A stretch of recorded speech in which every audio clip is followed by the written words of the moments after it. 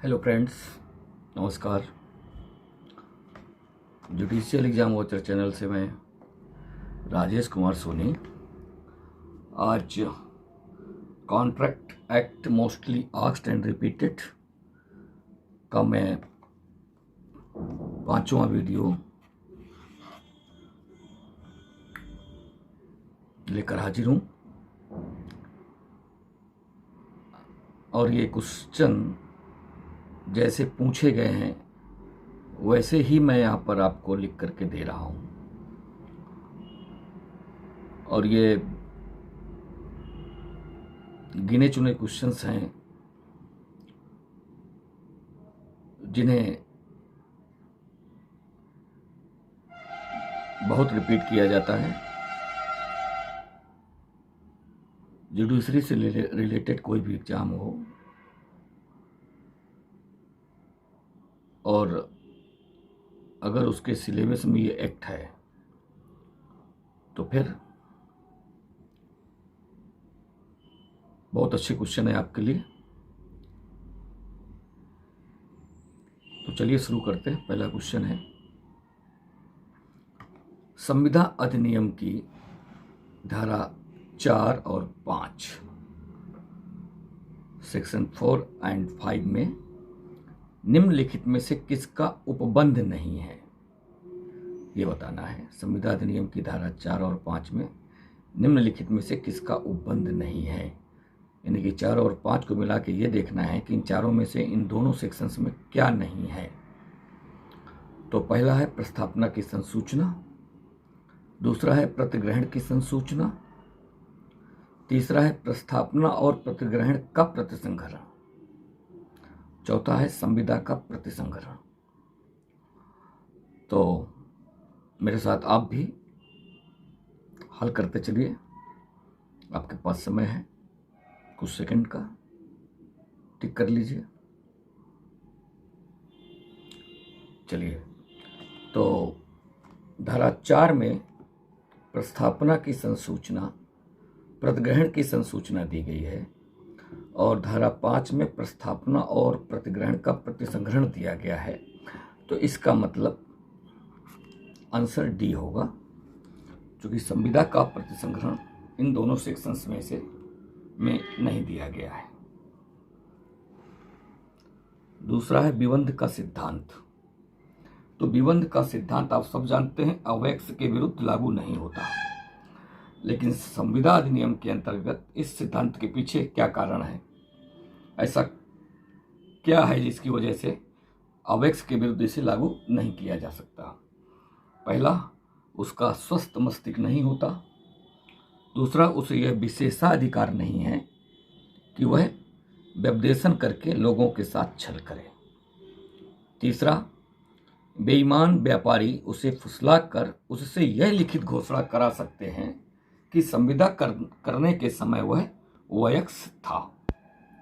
चौथा, उसने वयस्क होने की आयु प्राप्त नहीं की है। इनमें से वो कौन सा कारण है जिसकी वजह से यह सिद्धांत अवैक्स के विरुद्ध लागू नहीं किया जा सकता। आपने टिक कर लिया होगा। तो संविदा अधिनियम में इस सिद्धांत के पीछे ये कारण है कि बेईमान व्यापारी उसे फुसलाकर उससे यह लिखित घोषणा करा सकते हैं कि संविदा करने के समय वह वयस्क था। ये ऐसा बेईमान व्यापारी कर सकते हैं, तो यह खतरा उसके संबंध में बना रहता है। इस वजह से कानूनन अवैक्स के विरुद्ध यह सिद्धांत लागू ही नहीं किया गया, जिससे ऐसे व्यापारियों से जो बेईमान किस्म के होते हैं उनसे उसे बचाया जा सके। क्वेश्चन नंबर 3, संविदा भंग होने पर विशेष नुकसानी दी जाती है तो किस स्थिति में दी जाती है? सभी मामलों में, पहला। दूसरा, विशेष परिस्थितियां होने पर ही दी जा सकती है। तीसरा, विशेष हानि होने पर ही दी जाती है। या फिर चौथा, विशेष हानि की संभाव्यता की सूचना होने पर ही दी जाती है। संविदा भंग होने पर विशेष नुकसानी दी जाती है। तो संविदा भंग होने पर विशेष नुकसानी विशेष हानि की संभाव्यता की सूचना होने पर ही दी जाती है, यानी कि इसकी संभावना की सूचना पहले से ही पक्षकारों को होनी चाहिए विशेष नुकसानी प्राप्त करने के लिए।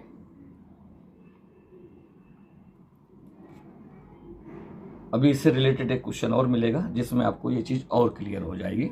सेक्शन 73 क्लियर हो जाएगा आपको।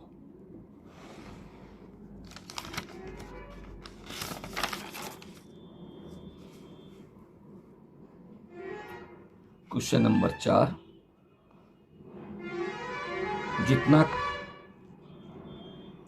जितना काम उतना दाम के आधार पर वाद लाने का अधिकार उत्पन्न होता है। तो किस स्थिति पर जितना काम उतना दाम के आधार पर वाद लाने का अधिकार उत्पन्न होता है, ये बताना है आपको। पहला, जब किसी पक्षकार ने संविदा का पूर्ण रूप में पालन किया है। दूसरा, जब किसी पक्षकार ने संविदा का भागता पालन किया है और दूसरे पक्षकार द्वारा संविदा के भंग के कारण उन्मोचित हो जाता है। या यूं कह सकते हैं, दूसरा पक्षकार संविदा के भंग के कारण उन्मोचित हो जाता है। तीसरा, जब पालन की असमर्थता के कारण संविदा उन्मोचित हो जाती है। या फिर चौथा, जब संविदा अवैध हो जाती है। तो जितना काम उतना दाम के आधार पर वाद लाने का अधिकार, टिक कर लीजिए आप भी, तब उत्पन्न होता है जब किसी पक्षकार ने संविदा का भागता पालन किया है और दूसरे पक्षकार द्वारा संविदा के भंग के कारण उन्मोचित हो जाता है, या दूसरा पक्षकार संविदा के भंग के कारण उन्मोचित हो जाता है। तो इसका आंसर हो जाएगा बी।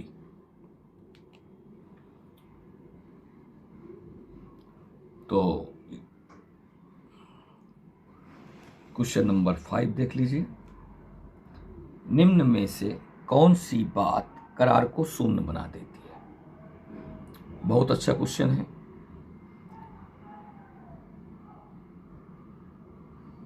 बहुत बार पूछे जाने वाले क्वेश्चनों में से भी बहुत बार पूछा जाने वाला क्वेश्चन है ये।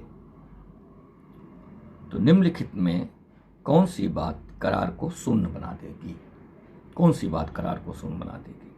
पक्षकारों में से एक की भूल, दूसरा विधि संबंधी भूल, तीसरा विदेशी विधि संबंधी भूल, चौथा दोनों पक्षकारों द्वारा की गई तथ्य की भूल। तो आपने टिक कर लिया होगा। तो इसमें दोनों पक्षकार द्वारा की गई तथ्य की भूल यदि करार में है तो वह करार को शून्य बना देगी। वो करार को शून्य बना देगी। वित्त की भूल तो वैसे भी क्षम्य नहीं होती। तो और उसमें स्पष्ट किया गया है कॉन्ट्रैक्ट में कि एक की भूल का कोई मतलब नहीं निकलता, उसको वहां पर क्षम्य नहीं किया गया। तो दोनों पक्षकारों द्वारा की गई तथ्य की भूल होनी चाहिए, यानी कि दोनों पक्षकार उस पर्टिकुलर फैक्ट को लेकर के स्पष्ट नहीं थे। तो ये हुआ क्वेश्चन नंबर 5। अब देखते हैं क्वेश्चन नंबर 6। ए बी के कपट के फलस्वरूप बी से संविदा करता है। ए बी के कपट के फलस्वरूप बी से संविदा करता है, यानी कि यहां पर बी ने कपट किया, उसके बाद बावजूद ए ने उससे संविदा की। अब आपको बताना है कि ए के पास क्या उपचार है। संविदा अपास्त करके नुकसानी वसूल कर सकता है। बी संविदा अपास्त कर सकता है किंतु नुकसानी वसूल नहीं कर सकता। सी नुकसानी वसूल कर सकता है किंतु संविदा अपास्त नहीं कर सकता। डी जो हानि हुई है उसके लिए केवल क्षतिपूर्ति वसूल कर सकता है। अब आपको बताना है ए यहां पर क्या कर सकता है। क्वेश्चन आपके सामने है, ए बी के कपट के फलस्वरूप बी से संविदा करता है। ए बी के कपट के फलस्वरूप बी से संविदा करता है, स्पष्ट है यहाँ पर। तो यदि ऐसी स्थिति बनती है तो संविदा ए के पास जो उपचार है वो ये है कि वो संविदा अपास्त करके नुकसानी वसूल कर सकता है। और इसके लिए आपको सेक्शन देखने पड़ेंगे कॉन्ट्रैक्ट एक्ट का सेक्शन 17 जिसमें कपट की परिभाषा दी गई है, सेक्शन 19 जो ऐसी संविदाओं को शून्यकर्णी बनाता है, और सेक्शन 64 जो शून्यकर्णी संविदाओं के विखंडन के परिणाम को बताता है। तो इस तरह से आपको 3 सेक्शन देखने पड़ेंगे। तीनों सेक्शन आप देखेंगे, आंसर एकदम स्पष्ट हो जाएगा आपके सामने। और इसी से रिलेटेड अगर और भी क्वेश्चन हैं, अगर आपने इन तीनों सेक्शन देख लिए तो फिर लगभग वो सारे क्वेश्चंस आपसे हो जाएंगे without any confusion. you will able to do, you will able to solve। यदि क्वेश्चन नंबर 7, यदि देनदार यह करार करता है कि वह परसीमा का अभिवाक नहीं उठाएगा तो क्या ऐसा करार विधिमान होगा, शून्य होगा, अवैध होगा, क्या होगा? तो यदि देनदार यह करार करता है कि वह परसीमा का अभिवाक नहीं उठाएगा तो वह पहला विधिमान और अबाध्य कर है, शून्य है, तीसरा अवैध है, चौथा देनदार के विकल्प पर शून्य करनी है। तो ऐसा करार विधिमान और अबाध्य कर होता है। और इसके लिए आपको कॉन्ट्रैक्ट एक्ट का सेक्शन 25 का आपको इलिस्ट्रेशन अंगा पढ़ना पड़ेगा, या ABCDE पढ़ना पड़ेगा आपको। तो ये स्पष्टीकरण है, वो सॉरी इलिस्ट्रेशन है, दृष्टांत अंगा देखना पड़ेगा आपको, या दृष्टांत ई देखना पड़ेगा, इलिस्ट्रेशंस देखना पड़ेगा आपको कुल मिलाकर के ये।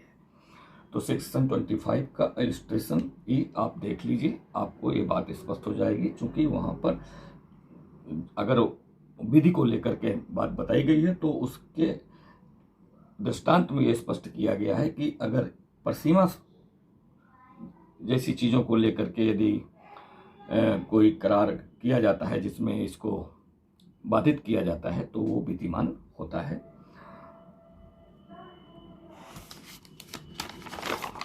क्वेश्चन नंबर 8 देखिए, बहुत अच्छा क्वेश्चन है। ए बी को 10,000 रुपये एक मशीन के विनिर्माण के लिए देता है। ए बी को 10,000 रुपये एक मशीन के विनिर्माण के लिए देता है। जब वह भागता विनिर्मित हो जाती है तो संविदा विफल होकर समाप्त हो जाती है। स्थिति देख लीजिए, ए बी को 10,000 रुपये एक मशीन के विनिर्माण के लिए देता है, और जब वह मशीन पार्टली बन जाती है, विनिर्मित हो जाती है, तो संविदा विफल होकर के समाप्त हो जाती है। अब जब संविदा विफल होकर समाप्त हो गई तो पक्षकारों को कौन सा उपचार मिल सकता है ये आपको बताना है। तो पहला है ए बी से 10,000 रुपये वसूल कर सकता है। दूसरा, ए बी को आगे और कोई रकम नहीं देगा। तीसरा, बी 10,000 रुपये अपने पास रख सकता है। या फिर चौथा, बी को संविदा समाप्त होने तक किए गए व्यय प्राप्त करने का ही हक है, इससे अधिक वो कुछ नहीं पा सकता। तो आंसर आपने टिक करना है, आप टिक कर लें। और जब इस तरह की कोई संविदा होती है, पार्टली कंप्लीट हो जाती है, उसके बाद वो विफल हो जाती है, तो स्थिति बनती है डी वाली। बी को संविदा समाप्त होने तक किए गए व्यय प्राप्त करने का ही हक है, इससे ज़्यादा उसे कुछ नहीं मिलेगा संविदा अधिनियम के अंतर्गत। तो ये स्पष्ट है। क्वेश्चन नंबर 9, व्यतिक्रम की तारीख से बढ़ी हुई दर से ब्याज। व्यतिक्रम की तारीख से बढ़ी हुई दर से ब्याज का अनुबंध कहलाता है। तो क्या कहलाता है? ए नुकसानी, बी प्रतिकर, सी शास्ति, डी परिनिर्धारित नुकसानी। तो अगर इस तरह कोई स्थिति बनती है कि कोई डिफ़ॉल्ट हो जाता है, व्यतिक्रम हो जाता है, और ये व्यवस्था है कि व्यतिक्रम, अगर कोई व्यतिक्रम होता है तो उसके बाद से दर ये होगी, तो इसके लिए आप सेक्शन 74 का एक्सप्लेनेशन देख लें, स्पष्टीकरण देख लें, आपको स्पष्ट हो जाएगा। और उसमें ये बताया गया है कि यदि ऐसी स्थिति बनती है तो फिर वो जो बढ़ी हुई दर से जो ब्याज का अनुबंध है वो शास्ति कहलाएगा। वो ब्याज अब उसको शास्त्र के रूप में ही आगे से मानी जाएगी या लगेगी। तो ऐसा अनुबंध, ब्याज का अनुबंध शास्त्र कहलाएगा। सेक्शन 74 कॉन्ट्रैक्ट एक्ट का आप उस 74 का एक्सप्लेनेशन देख लें, आपको स्पष्ट हो जाएगा। क्वेश्चन नंबर 10, संविदा भंग के लिए केवल ऐसी नुकसानी वसूल की जा सकती है जो, संविदा भंग के लिए केवल ऐसी नुकसानी वसूल की जा सकती है जो, पहला, समान रूप में स्वाभाविक रूप से उत्पन्न हुई हो, समान रूप में स्वाभाविक रूप से उत्पन्न हो। दूसरा, संविदा भंग से दूरस्थ उत्पन्न हो।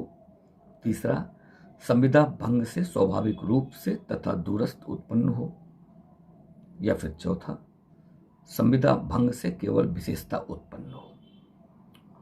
तो संविदा अधिनियम की धारा 73 आप देखेंगे तो वहां पर नुकसानी के संबंध में प्रावधान दिए गए हैं, जिसमें से पहला प्रावधान यही है कि संविदा भंग के लिए केवल ऐसी नुकसानी वसूल की जा सकती हैं जो समान रूप में स्वाभाविक रूप से उत्पन्न हो, ऐसी